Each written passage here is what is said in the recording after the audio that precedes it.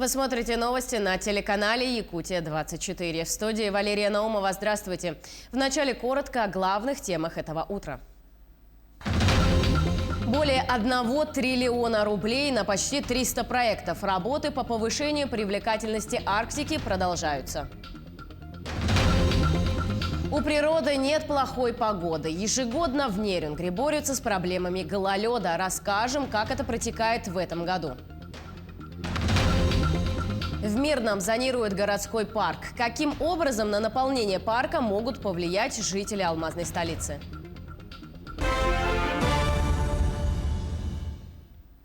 Почти 300 новых инвестпроектов запустили в арктической части Российской Федерации за 2,5 года. Инвесторы вложили около 1 триллиона рублей на реализацию 294 проектов в арктической зоне России с момента начала работы по повышению инвестиционной привлекательности Арктики в феврале 2019 года. За прошедшие 2,5 года создана законодательная база для повышения инвестиционной привлекательности Арктики. Были разработаны и приняты основы государственной политики в Арктике, стратегия развития и обеспечения нацбезопасности до 2035 года. К 2024 году ожидается, что количество инвестпроектов составит не менее 320, будет создано не менее 30 тысяч рабочих мест, а средняя зарплата в Арктике возрастет до 112 тысяч рублей. Непривитым сотрудникам можно работать дистанционно, если позволяет специфика работы. Об этом говорится в совместных разъяснениях Минтруда и Роспотребнадзора. Отмечается, что работодатель вправе по собственной инициативе или по инициативе работника предложить ему перейти на удаленный формат работы. Однако таким правом рекомендует пользоваться только в том случае, если у сотрудника есть противопоказания к вакцинации. Тем сотрудникам, кто решил вакцинироваться от ковид, рекомендует предоставить дополнительный выходной. При этом работодатель может предоставить его как дополнительный оплачиваемый день отдыха с сохранением зарплаты или присоединить его к следующему отпуску.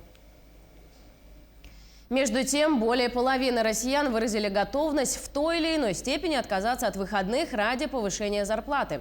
Согласно опросу, 40% жителей России согласились отказаться от 1-3 выходных ради увеличения зарплаты в среднем до 100 тысяч рублей. Еще 13% респондентов заявили, что могут отработать 4-6 дополнительных дней в месяц за зарплату в 113 тысяч. А 7% готовы работать более 6 дней выходных за 117 тысяч. При этом 12% россиян заявили, что могут и вовсе отказаться от отдыха, если им будут платить 128 тысяч в месяц. К другим темам. В Нерюнгри начался период гололеда. Каждую осень падающий снег днем тает под воздействием еще плюсовых температур, а вечером из-за похолодания превращается в лед. Наледи же, как правило, становятся причиной травматизма пешеходов и случаев ДТП. Как с ними борются в Нерюнгри? Подробнее в материале Тамары Игнатьевой. Сначала перепады температур, потом первый снег, устойчивые холода и начинается. Пропадает дорожная разметка. Куда ни глянь – лед. Большая часть нерюнгринцев уже подготовили зимние вещи и, переобувшись в теплую и удобную обувь, смело передвигаются по городу. Ходим нормально, тротуары посыпаны, все хорошо. Да, аналогично. Каждый год гололед. Но я здесь сюда временно приехала, поэтому я здесь осторожна как-то. Часто слишком не выхожу. Скользко очень, посыпают очень редко. Это сезон, это Якутия. И у нас бывает такое. Нет, мне не скользко, потому что вообще, во-первых, дороги всегда посыпаются, ходить нормально. Главное, аккуратно просто быть и носить обувь хорошую, и все будет тогда в порядке. Гололед становится частой причиной случаев падения. Иногда они приводят к серьезным последствиям – от сотрясения мозга до переломов. В период с 29 сентября по 5 октября 2021 года в Нерюнгскую районную больницу в связи с травмами, такими как вывихи, растяжение, переломы, связанные с гололедицей, обратилось 75 человек. Из них взрослое население 50 человек и детское население 25 человек. На очистке дорог, внутриквартальных проездов и пешеходных переходов в городе задействованы 3 подрядные организации. И еще одна работает по распределению противогололедных материалов. На линию выходят 3 единицы спецтехники, 1 по отсыпке отсевам и 2 по очистке дорог, кварталов и пешеходных переходов. Естественно, мы обращаем особое внимание на социально значимые объекты, как то больницы, школы, детские сады, спуск в старый город, выезд на Серебряный Бор, на Беркакит. Большие проблемы у нас существуют еще очистки снега возле самих домов. Здесь, к сожалению, не справляется со своими обязанностями управляющая компания. Также гололед становится частой причиной дорожно-транспортных происшествий, и Нерюнгринский район не исключение. После первых осадков многие, не успевшие переобуть свои авто, теряли на них сцепление с трассой. С 29 сентября по настоящее время на территории Нерюнгринского района зарегистрировано 9 дорожно-транспортных происшествий, 3 из которых зарегистрированы на федеральной автодороге Лена, остальные в пределах населенных пунктов и межселенных автодорог Нерюнгринского района. В одном дорожно-транспортном происшествии 1 человек получил травмы различной степени тяжести. По прогнозам, в ближайшие 9 дней погода останется переменчивой, но уже в середине октября начнутся настоящие морозы, и город покроет толстым слоем снега. Тамара Игнатьева, Вадим Барашков, Нерюнгри. 9 работников бюджетной сферы в Ленске получили сертификаты на сумму 200 тысяч рублей на ремонт жилья. А 17 семей Ленского района получили сертификаты на сумму 500 тысяч. Средства пойдут на улучшение жилищных условий, покупку или строительство. Такая муниципальная программа для поддержки работников бюджетной сферы действует на территории района уже несколько лет. За эти годы многим удалось отремонтировать свои квартиры и дома с помощью мер соцподдержки. А тем, у кого не было собственной жилплощади, приобрести крышу над головой. Но есть ряд условий для получения таких выплат. Главное, конечно, условие, если говорить о ремонте, то это то, что нужно проработать 3 года в нашей бюджетной сфере, в учреждениях муниципальных, ну и чтобы данное жилое помещение было одно в собственности.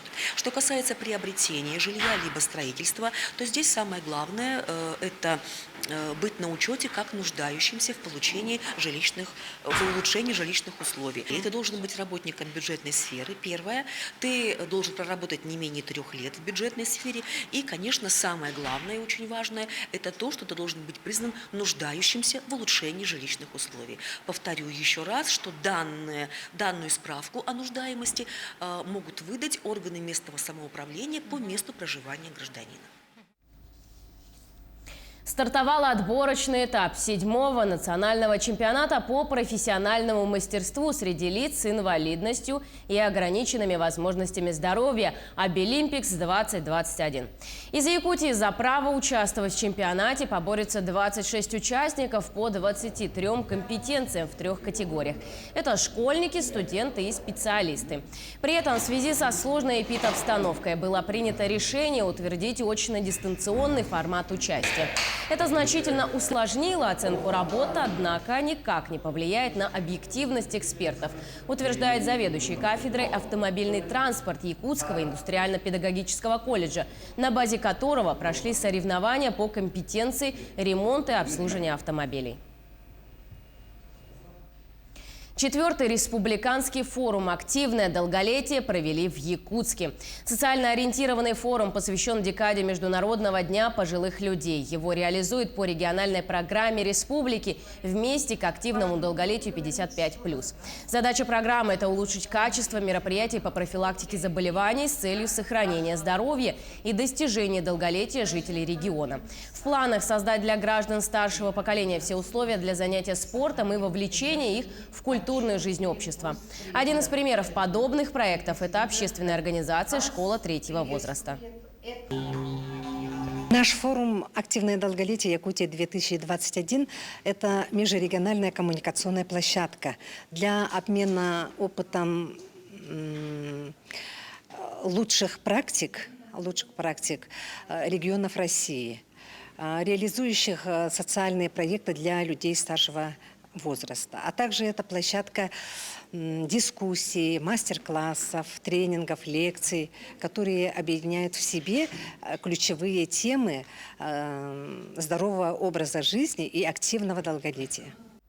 В Мернинском городском парке проходит зонирование. Территорию парка делят на пространства, на которых в будущем возведут культурные и спортивные объекты.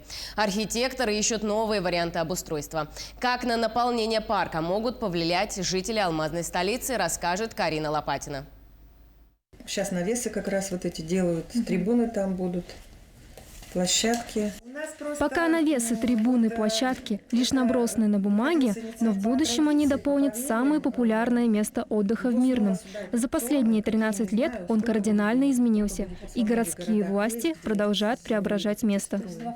Мы всегда готовы какие-то предложения еще получить, услышать. Например, на нас вышли экологический центр Алроса, чтобы там организовать аллею экологов. Да, вот они ее начали делать, установили скульптурную композицию с рябинкой, посадили рябины, елочки, вот, ухаживают за ними.